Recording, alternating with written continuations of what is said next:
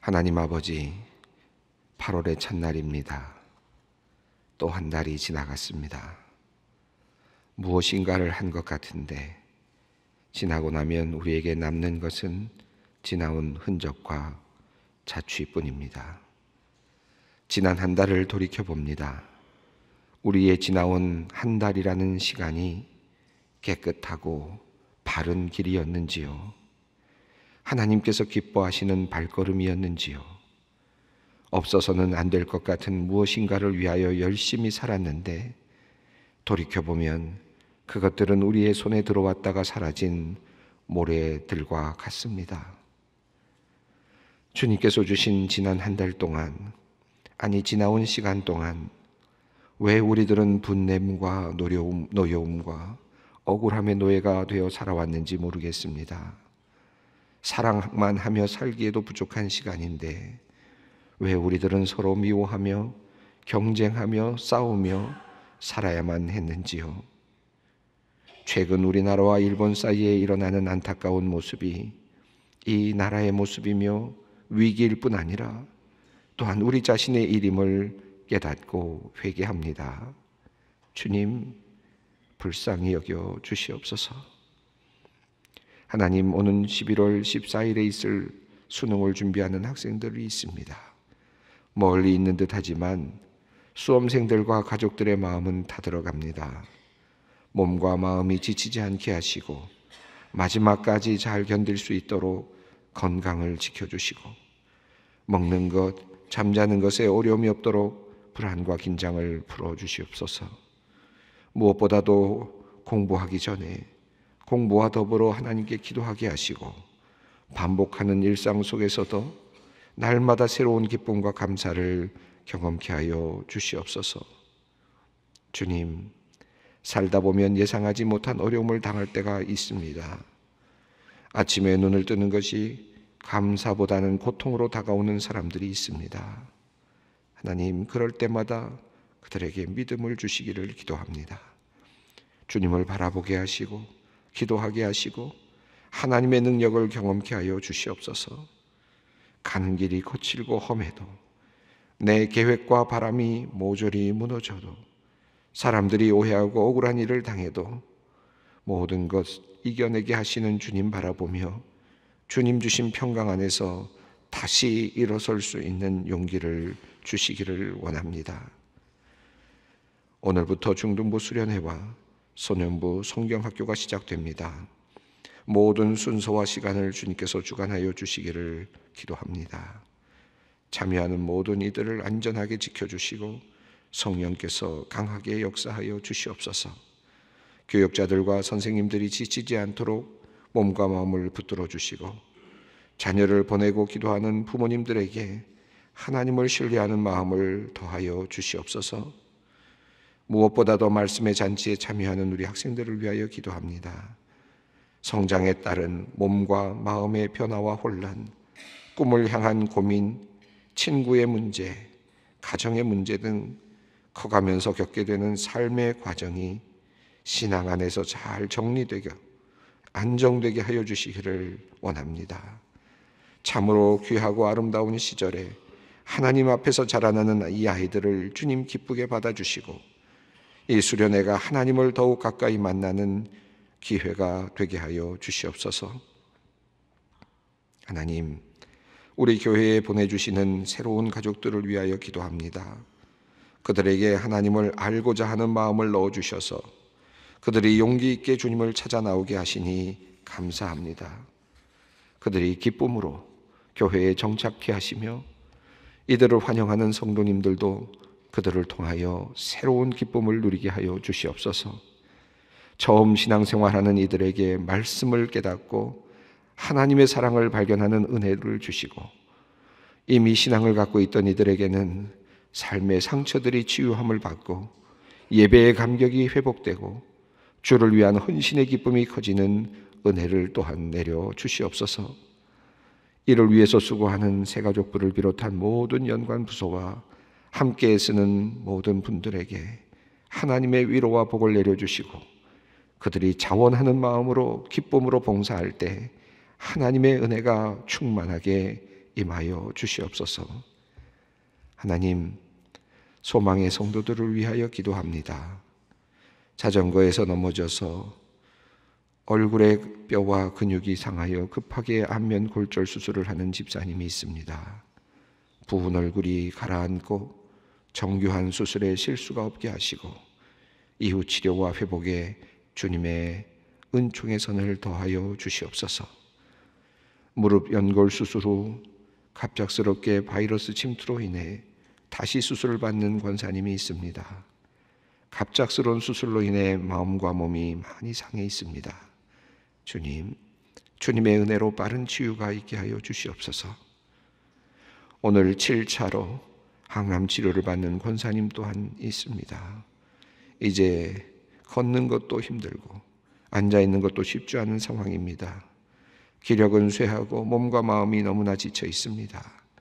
그래도 하나님만 붙들고 끝까지 믿음으로 기도하고 있사오니 하나님이 살아계심을 나타내 주시고 하늘의 위로와 평안으로 함께하여 주시옵소서. 작년에 젊은 나이의 아내를 먼저 하나님의 품으로 보냈는데 이번에는 사랑하는 어머니 권사님이 너무나 갑작스럽게 하나님의 품에 안기셨습니다.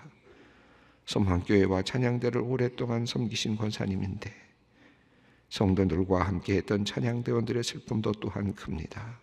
하나님, 유족들과 슬퍼하는 이들에게 하늘의 위로를 내려 주시옵소서.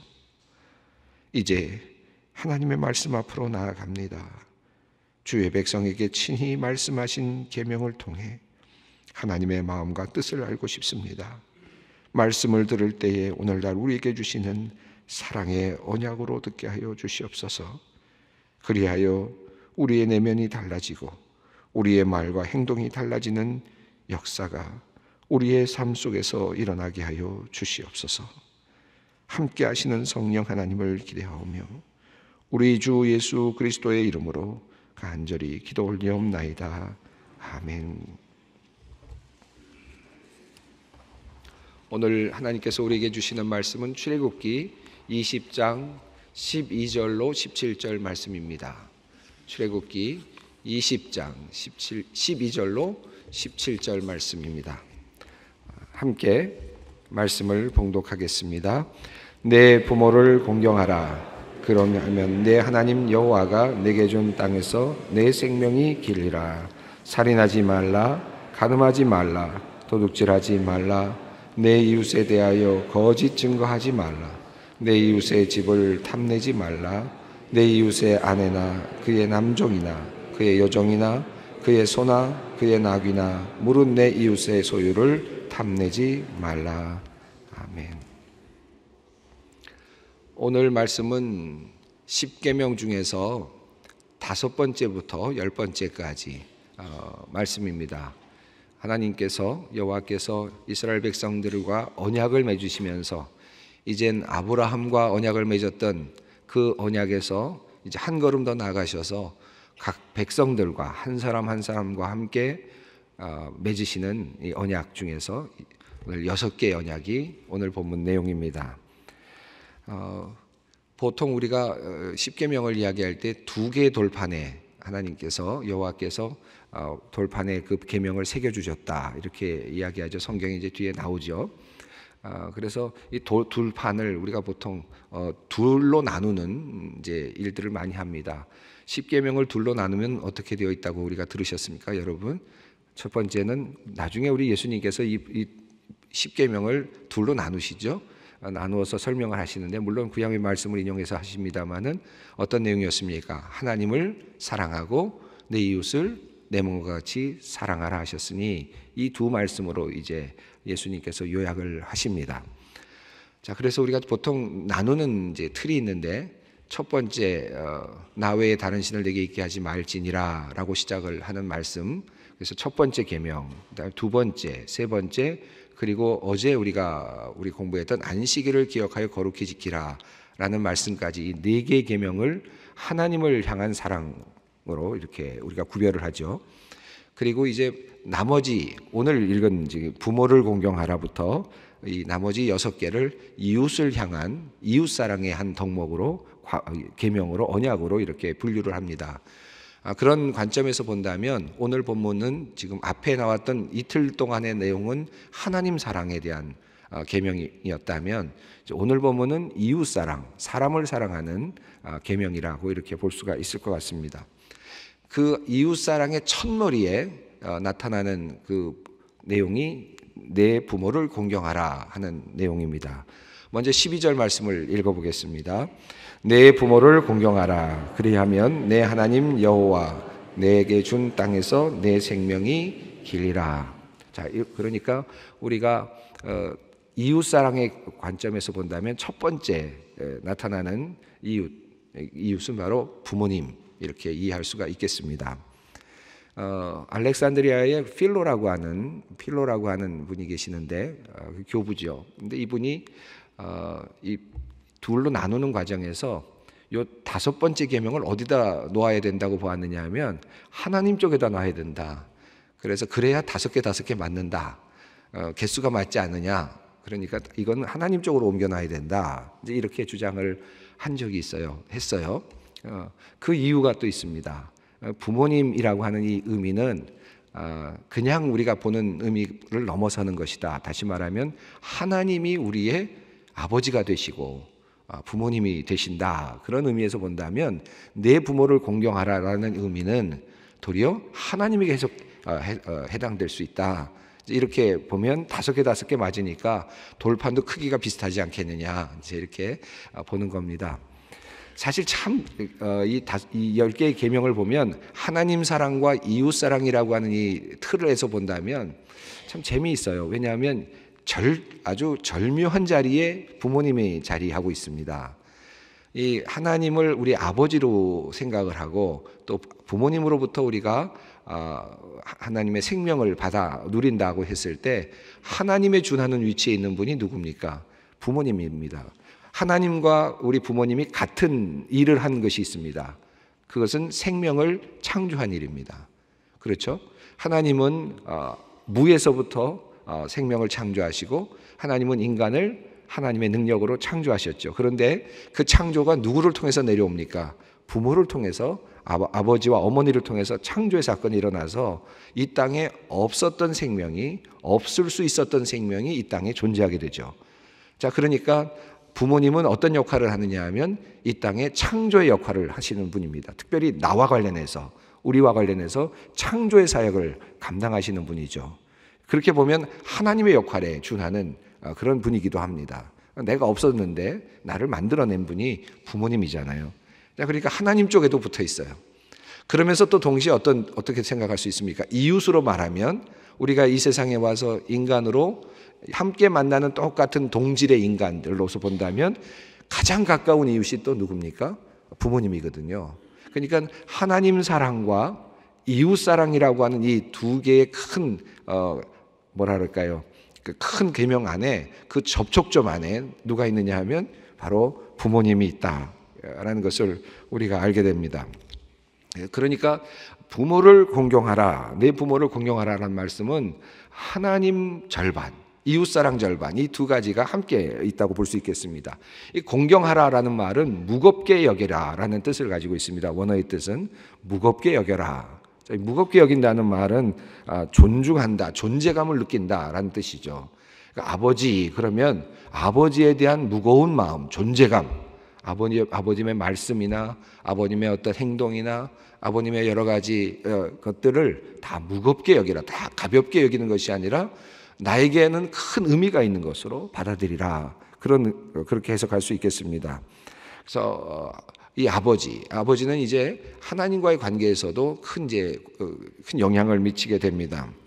이제 부모를 공경하라라는 말은 크게 보면 두 개의 하나의 뭐라 그럴까요? 결과물이 있다고 보여집니다. 첫 번째는 내 부모를 공경하라 하는 말씀 속에는 어떤 의미가 있느냐면 너에게 생명을 준 그 존재를 존중히 여기라, 무겁게 여겨라, 귀하게 여겨라, 그런 의미가 있고, 다시 말하면 생명을 낳는 일이야말로 가장 큰 일이다 라는 뜻입니다. 하나님께서 이 땅에 가정을 만드신 이유가 뭡니까? 생명을 만들어가는 거거든요. 하나님께서 생명을 만들어 주셨는데 그 생명이 누구를 통해서 만들어지느냐 하면 우리 아버지 어머니를 통해서 생명이 이어지고 생명이 번성하게 됩니다. 창세기 보면 번성하라는 말씀이 있잖아요. 이 하나님의 축복입니다. 하나님의 의지이고 하나님의 뜻입니다. 그러므로 우리는 사실은 결혼해야 되는 거죠. 결혼을 하고 아이를 낳고 생명을 만들어 가는 일이 하나님께서 원하시는 특별한 하나님의 뜻이다. 우리 기본적으로 물론 모든 인간에게 다 적용할 수는 없겠습니다만은 그러나 하나님의 일반적인 하나님의 인간을 창조하신 뜻 가운데 그것이 있다. 그래서 생명을 낳는 일이 얼마나 위대한가 하는 것을 내 부모를 공경하라라는 말씀 속에 함께 들어 있습니다. 더 나아가서 한 가지 더 찾는다면 우리 구약의 오늘 말씀 특별히 이제 유월절, 무교절 말씀 속에서도 그런 얘기가 나왔습니다만은 부모님들이 해야 되는 일이 무엇입니까? 자녀들에게 하나님에 대해서 가르쳐야 되는 일이 있습니다. 그리고 자녀들에게 그것을 알리라고 이야기했죠. 더 나아가서 아브라함과 이삭과 야곱을 통해서 어떤 일이 일어났습니까? 하나님이 언약을 맺으시자 그 언약이 대대에 미쳤습니다. 다시 말하면 부모님은 우리에게 축복의 이미 통로가 되어 있는 것, 축복의 근원이 되어 있습니다. 특별히 예수 그리스도를 믿는 하나님의 자녀인 부모들은 하나님의 축복의 통로로 이미 우리를 낳은 것입니다. 그러니까 이것만큼 귀한 것이 없거든요. 그래서 크리스찬 부모들, 예수를 믿는 부모들의 역할은 매우 중요합니다. 하나님을 믿는 복이 이제 언약을 통해서 사실은 대대로 내려가고 있는 거거든요. 이 귀한 축복이 지금 부모님에게 이미 있는 것입니다. 그래서 지금 여호와께서 말씀하시기를 내 부모를 공경하라라고 말합니다. 여기에는 뒤에 이제 조건이 붙는데 그렇게 되면 어떤 일이 일어나느냐? 내 하나님 여호와가 내게 준 땅에서 내 생명이 길리라. 오래 살려면 부모님을 공경해라. 이제 이런 의미로 이해할 수 있을 것 같아요. 이 말엔 굉장히 지혜가 담겨 있는 것 같습니다. 왜냐하면 여러분 오래 살수록 오래 살수록 부모님은 어떤 모양이 됩니까? 부모님은 어머님 아버님은 어떤 모양이 됩니까? 기력이 쇠해지고 점점 더 도움을 필요로 하게 되는 100세, 150세 만약에 그렇게 됐다고 생각해 보시죠. 얼마나 많은 도움이 필요하겠습니까? 자, 그렇다면은 저는 얼마큼 나이가 들었습니까? 같이 나이가 들어가는 거거든요. 이런 관점에서 본다면 장수한다. 부모님을 공경하고 또 내가 장수한다. 이 장수하는 라는 의미는 사실은 생명이 긴다는 의미, 이 땅에서 만약에 우리가 생각한다면 효도할 수 있는 기회가 더 길어지는 겁니다. 그런 의미로 지금 이 생명이 길리라라는 의미를 받아들이는 것이 더 좋을 것 같아요. 그러니까 우리가 장수하리라 하니까 왜 그러면 짧은 인생 사는 사람은 부모님께 공경을 안 해서 그런 거냐? 젊어서 죽는 사람들도 있는데 그 사람들도 훌륭하게 부모님 공경하던 분이 있었는데 왜 이렇게 일찍 죽느냐? 만약에 그렇게 이야기하시려면 예수님은 몇 살에 돌아가셨는지 한번 생각해 보시면 대강 답이 나옵니다. 그렇죠? 우리가 일상적인 삶에서의 시간의 길이로 보기 어렵습니다. 그래서 여기 보시면 여호와가 내게 준 땅에서 내 생명이 길리라. 이 말씀은 물론 이 땅에서의 생명이 길 수도 있습니다. 여호와가 내게 준 땅에서의 내 생명이 길리라라는 말씀은 일반적으로는 구약에서는 그냥 복을 받으리라라는 의미로도 해석할 수 있고 또 하나는 여호와가 내게 준 땅에서 내 생명이 길리라는 말씀을 영생의 축복으로 이해할 수도 있습니다. 하나님께서 우리에게 주시는 그 땅에서 다시 말하면 하나님의 나라에서 우리의 영원한 생명을 하나님께서 우리에게 선물로 주실 것이다 라고 하는 그런 의미로도 우리가 이해할 수 있습니다. 자, 이제 6번째, 7번째 내용이 나오죠. 첫 번째는 12절입니다. 한번 읽어보겠습니다. 살인하지 말라. 너무 단순하죠. 14절, 15절까지 한번 16절까지 읽어보겠습니다. 간음하지 말라, 도둑질하지 말라, 내 이웃에 대하여 거짓 증거하지 말라. 이 내용들은 아주 단순합니다. 근데 사실 이 내용들은 하나님께서 이스라엘 민족에게 베풀어 주신 매우 은혜로운 말씀이고 또 특별히 하나님께서 계명으로 주신 내용이지만 고대 사회를 포함해서 모든 사회, 어떠한 종교든지 이와 같은 금지의 명령은 거의 동일합니다. 그렇죠? 그래서 어느 종교든 어느 사회든 어느 곳이든지 이와 같은 명령, 지금 읽은 그런 명령들은 거의 동일합니다. 그런 관점에서 본다면 이건 뭐 그렇게 크게 특별하다고 보기가 어려울 수도 있습니다. 근데 다른 고대 문헌을 연구하는 분들이나 또는 이와 관련된 연구를 하는 분들이 하는 이야기가 있습니다. 그것은 이 명령에는 조건이 붙어 있지 않다는 것이 이 하나님의 명령의 차이점이라고 해요. 다시 말하면 어떤 사람은 뭐 어떻게 하면 어떻게 해라, 어떻게 하면 어떻게 한다, 이런 간음하지 말라, 살인하지 말라, 이 말씀 속에는 조건이 하나도 없습니다. 그냥 살인하지 말라, 간음하지 말라, 도둑질하지 말라, 그리고 내 이웃에 대하여 거짓 증거하지 말라. 어떠한 예외 조건이나 어떠한 빠져나갈 수 있는 어떤 그런 조건이 없는, 굉장히 무겁게 그리고 광범위하게 어떤 조건도 달지 않은 상태에서 내용이 전개되고 있다라는 것입니다. 그래서 이것은 어떠한 조건이나 상황이나 어떠한 한정을 초월하는 그런 근본적이고 영원하신 법칙으로 하나님께서 이것을 내려주셨다. 그래서 이렇게 생각하면 좋을 것 같습니다. 하나님께서 이것은 인간의 삶의 가장 기초적인 법으로서 조건 없이 어떤 한정 없이 하나님께서 내려주신, 인간의 양심 안에도 내어주신 그런 법이다, 이렇게 이해하면 좋을 것 같아요. 그래서 그것에 따라서 많은 다른 종교들이나 또는 사회는 자연스럽게 그것을 자신들의 법칙으로 가져갈 수밖에 없었다, 그렇게 이해할 수 있을 것 같습니다. 한편으로 한번 생각해 보시죠. 이 살인하지 말라, 간음하지 말라, 도둑질하지 말라, 내 이웃에 대하여 거짓 증거하지 말라. 어떤 분들은 이 법을 뭐 이렇게 복잡하게 이렇게 만들어서 우리를 힘들게 하나, 하나님께서 왜 이렇게 말라는 게 맞나. 사실 10가지 계명 중에서 하지 말라는 게 8개거든요. 그리고 하라는 것이 2개입니다. 안식일을 기억하라, 그다음 기억하여 지키라, 부모를 공경하라. 이 2개밖에 없어요. 다 하지 말라는 겁니다. 왜 이렇게 하지 말라는 게 맞나, 그렇게 생각하시는데, 살인하지 말라, 간음하지 말라, 도둑질하지 말라, 거짓 증거하지 말라를 거꾸로 그러면 반대로 한번 생각해 보세요. 살인해도 좋다, 간음해도 좋다, 도둑질해도 좋다, 거짓 증거해도 좋다. 여러분, 이 사회가, 이 세상이 존재할 수 있겠습니까? 내 생명이 안전할 수 있겠습니까? 우리 모두가 함께 인간으로서 살아낼 수 있겠습니까? 절대로 불가능합니다. 그렇죠? 다시 말하면 이 모든 법들은, 하나님께서 내려주신 법들은 가장 기초적인, 어찌 보면 인간에게 가장 필수적인 지금 조건을 이야기하는 것입니다. 그러니까 이건 은혜예요. 도리어 우리를 방어해 주시는 하나님의 은혜의 선물입니다. 하지 말라는 게 아니에요. 우리가 인간과 관련된 내용을 보시면 말라가 다 대부분인데 6개 중에 5개. 5개 중에 본다면 5개 전체가 하지 말라거든요. 자, 그러면 하지 말라는 게 이렇게 많나? 근데 이게 다 뭐냐면 인간에게 가장 필수적이고 인간이 생존할 수 있는 그런 환경을 만들어 주시기 위한 하나님의 배려이고 은혜의 선물입니다. 그것을 유추해서 앞에 나와 있는 하나님 사랑에 대한 계명을 다시 보시면 그것 또한 우리 인간으로서 영적인 동물이고 하나님의 피조물로서의 인간이 가져야 될 가장 기초적인 생태계를 만들어주는 것이 바로 앞서 있는 하나님 사랑의 계명들이다 라고 그렇게 이해할 수 있습니다. 가장 기초적인 말씀이다, 이렇게 볼 수 있겠습니다. 살인하지 말라라는 말, 간음하지 말라는 말씀은 여러분의 숙제를 드리겠습니다. 마태복음 5장을 여러분이 돌아가셔서 읽으시면서 예수님은 이 법을 어떻게 해석하셨는가 한번 다시 읽어보셔도 좋겠습니다.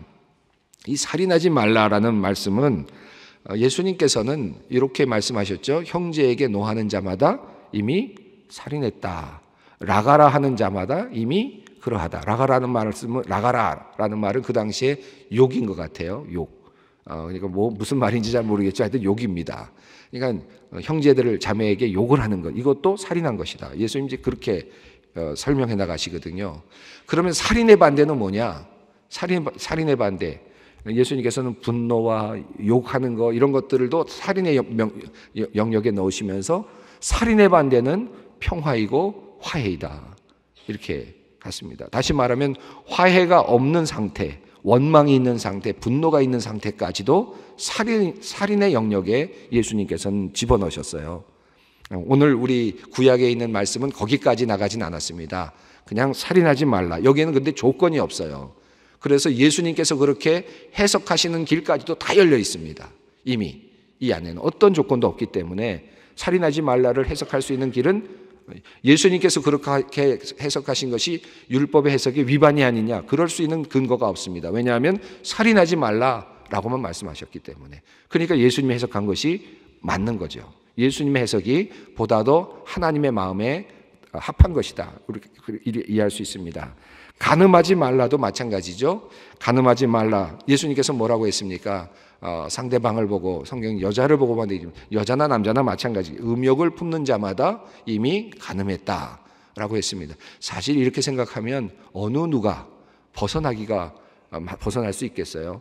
다시 말하면 굉장히 어려운 법이죠. 음욕을 품는다라는 그런 의미를 이렇게 이해할 수 있겠습니다. 벗어나자고 하는 의미가 아니라 육체적인 관계를 위해서 행동하고 싶은 동기, 그런 어떤 동력, 그런 것이 생기는 그런 상태, 그런 상태를 음욕을 품는 상태로 이해할 수 있겠습니다. 다시 말하면 지나가는데 참 아름답다, 멋지다, 가서 한번 악수해보고 싶다, 무슨 팬으로서 가서 이렇게 가서 연예인들 만나서 악수하는, 그걸 음욕을 품는다고까지 생각할 필요는 없습니다. 그거는 좋아하는 범위 안에 들어가겠죠. 그러나 음욕을 품는다는 말은 성적인 동기를 가지고 계획하거나 생각해보거나 어떤 그런 단계를 설명하고 있습니다. 이것이 이제 간음하지 말라. 그러나 이 간음하지 말라는 표현도 여호와의 말씀 속에서는 조건이 없습니다. 무한대로 열려져 있어요. 양심 안으로 들어가게 만들어 놓으셨습니다. 도둑질하지 말라라는 말씀이 있습니다. 이 참 재미있습니다. 도둑질하지 말라라는 말은 어떤 의미가 있습니까? 사실은 이미 하나님의 법 안에 사유재산도 이미 열려져 있는 것을 보게 됩니다. 성경에서는 이 사유재산을 존중하고 있습니다.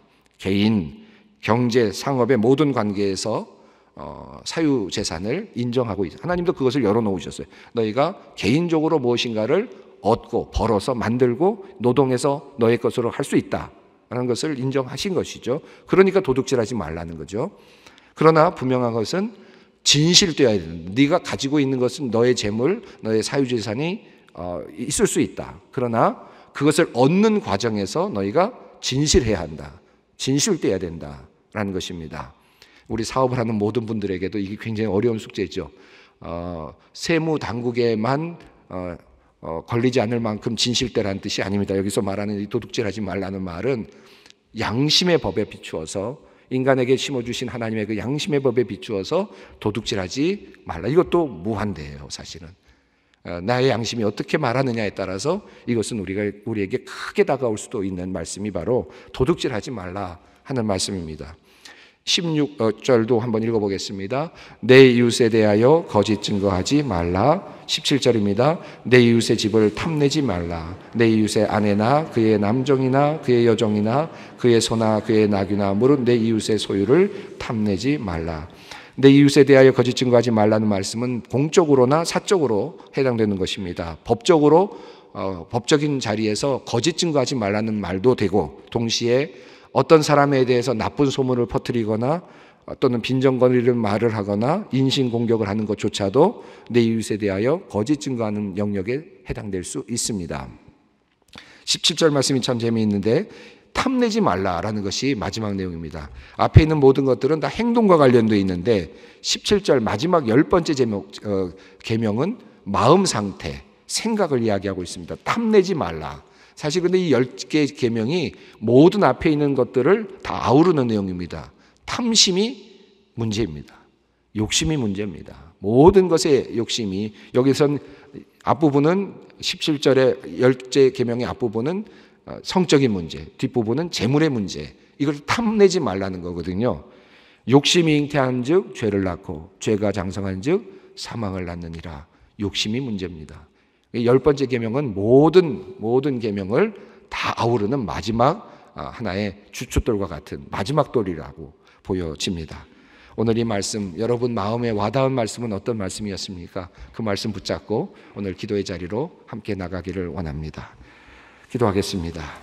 하늘에 계신 우리 아버지, 아버지의 이름을 거룩하게 하시며 아버지의 나라가 오게 하시며 아버지의 뜻이 하늘에서와 같이 땅에서도 이루어지게 하소서. 오늘 우리에게 일용할 양식을 주시고 우리가 우리에게 잘못한 사람을 용서하여 준 것 같이 우리 죄를 용서하여 주시고 우리를 시험에 빠지지 않게 하시고 악에서 구하소서. 나라와 권능과 영광이 영원히 아버지의 것입니다. 아멘.